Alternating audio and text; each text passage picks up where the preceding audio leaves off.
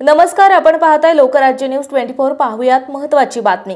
दारू पिल्यानंतर किरकोळ कारणावरून झालेल्या वादावादीत तिघांनी एका तरुणाला लाथाबुक्क्यांनी मारहाण करून त्याच्या डोक्यात सिमेंटची वीट घालून जीवेठार मारण्याचा प्रयत्न केला।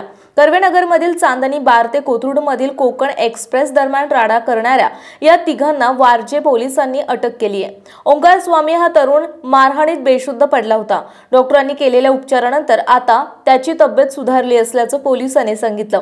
याबाबत पोलीस अंमलदार प्रकाश चव्हाण यांनी वारजे पोलीस ठाण्यात फिर्याद दिली। त्यावरून पोलिसांनी हेमंत उर्फ लोकेश माथवड, शुभम मोकाटे, नचिकेत उर्फ अजिंक्य ओहाळ अशी अटक केलेल्यांची नावे आहेत। हा प्रकार शुक्रवारी पहाटे 1 ते 2:30 वाजेच्या दरम्यान कर्वेनगर येथील चांदणी बार अँड रेस्टॉरंट ते कोथरूडमधील कोकण एक्सप्रेस दरम्यान घडला।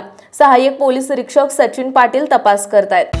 महाराष्ट्रातील महत्त्वाच्या आणि ताज्या बातम्या पाहण्यासाठी आजच आमच्या लोकराज्य न्यूज 24 न्यूज चॅनलला YouTube वर सबस्क्राइब करा आणि बेल आयकॉन प्रेस करा।